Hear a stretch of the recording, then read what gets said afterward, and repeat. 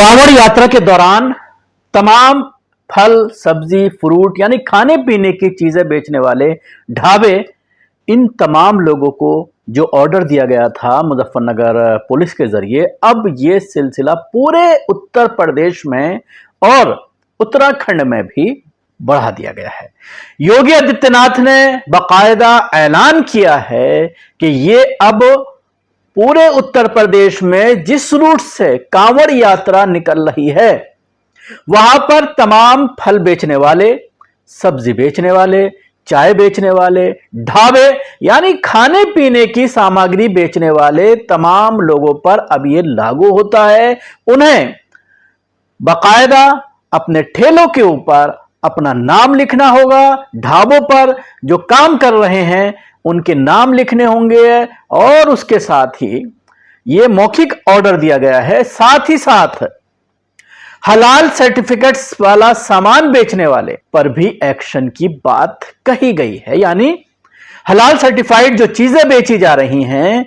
उसकी बिक्री पर भी एक्शन लेने की बात कही गई है। यह एक साथ ऑर्डर जारी किया गया है योगी आदित्यनाथ के जरिए, और उसके बाद मौखिक तौर पर उत्तर प्रदेश पुलिस के जरिए ढाबों पर जाकर के मुस्लिम जो काम करने वाले हैं उनको हटाने के लिए कहा गया, जिसको पर अमल करते हुए तमाम ढाबों ने, चाय की दुकानों ने पर जहां पर मुस्लिम काम किया करते थे, उन तमाम को हटा दिया गया है। आज सुबह मुजफ्फरनगर के बाद शामली और सहारनपुर के पुलिस अधिकारियों की इस पर बाइट आई और उन्होंने कहा कि हमने अपने डिस्ट्रिक्ट में भी जो है इसको लागू कर दिया है। और उसके थोड़ी देर बाद लंच से पहले योगी आदित्यनाथ का फरमान सामने आया कि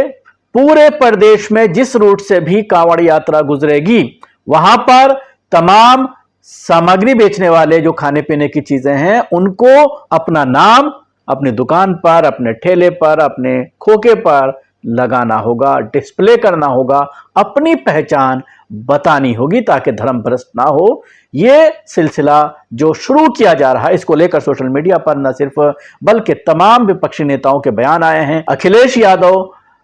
इसके साथ ही मायावती और कांग्रेस के दो लीडर सुप्रिया शनाते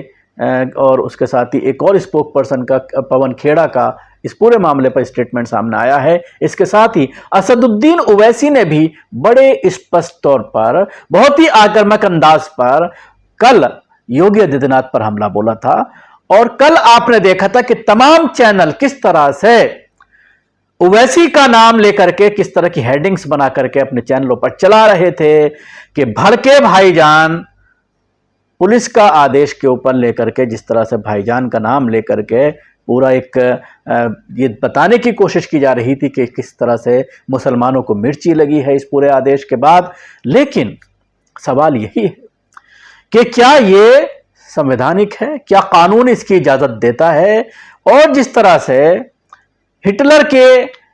दौर की याद दिलाने की कोशिश सोशल मीडिया पर की जा रही है कि जो नाजिस्ट थे उनके जरिए ये पूरी तरह से आदेश दिया हुआ था कि जो यहूदी थे उनकी पहचान बताने के लिए इस तरह के आदेश दिए गए थे कि वो अपने पहचान को उजागर करें ताकि कोई भी आकर के उनको मार सके, उनका कत्ल कर सके। और शायद यही वजह है कि इस तरह के ऑर्डर्स को लेकर के जो सोशल मीडिया में सवाल खड़े हो रहे हैं कि आखिर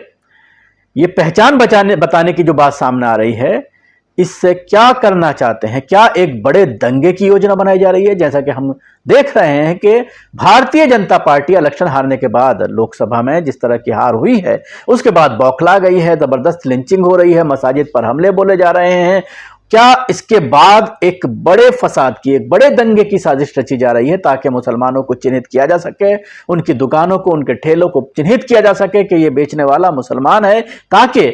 दंगे में उसको सबक सिखाया जा सके, उसके कारोबार को तबाह बर्बाद किया जा सके? क्या ये इसके पीछे एक बड़ी योजना है? ये सवाल सोशल मीडिया में जरूर किया जा रहा है। लेकिन योगी आदित्यनाथ के अब स्पष्ट आदेश आने के बाद इसको कहा जा सकता है, क्योंकि कल सवाल खड़ा हो रहा था, लोग इस तरह की बातें कर रहे थे कि एक ही बार सरकार की तरफ से ऑर्डर दे दिया जाए, क्यों अलग अलग डिस्ट्रिक्ट के जो है पुलिस अधिकारी इस तरह का आदेश दे रहे हैं, और उसमें क्लियर तौर पर एक शासन आदेश निकाला जाए कि तमाम मुसलमानों को अपनी पहचान बतानी होगी ताकि जो है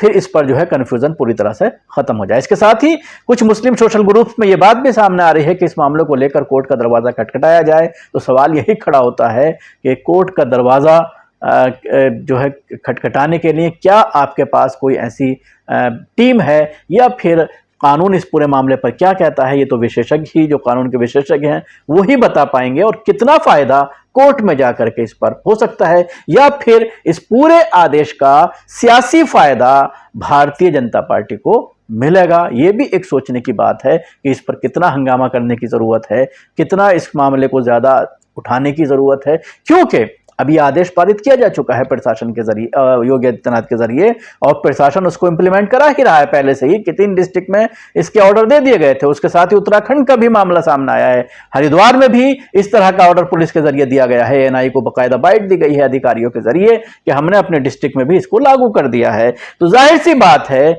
भारतीय जनता पार्टी शासित राज्यों में एक एक करके इसको लागू करने की योजना कहीं ना कहीं इस पूरे इशू को एक बड़ा बना करके सियासी फायदा, खासतौर से जो अभी कई रियासतों के इलेक्शन आने वाले हैं उसमें उठाने की कोशिश की जा रही है। जहां एक तरफ उत्तर प्रदेश में सियासी घमासान मचा हुआ है, आरएसएस के मोहन भागवत का, जो आरएसएस चीफ है मोहन भागवत, उनका बयान जिस तरह से अभी सामने आया है, मोदी के भगवान को लेकर के जिस तरह से अपने आप को बता रहे थे कि मैं एक अलग ही शक्ति हूं, उसको लेकर एक बयान, एक बाइट सोशल मीडिया पर वायरल हो रही है। सीधा हमला बोलते हुए मोदी पर मोहन भागवत नजर आ रहे हैं। और उत्तर प्रदेश में आरएसएस की टीम भेजी गई है, 5-6 लोग तैनात किए गए हैं, उनके साथ भारतीय जनता पार्टी के बड़े लीडरों की जो है मीटिंग होने वाली है। तो और 2-3 दिन से जिस तरह के बयानात लगातार सियासी लीडरान के सामने आ रहे हैं, और वो उत्तर प्रदेश में बढ़ते हुए करप्शन, अराजकता, इन तमाम चीजों के ऊपर सवालात खड़े कर रहे हैं। तो ऐसे में फिर किस तरह से इस मामले को हिंदू मुस्लिम में तब्दील किया जाए, उस पर योगी आदित्यनाथ कहीं ना कहीं कामयाब होते हुए नजर आ रहे हैं।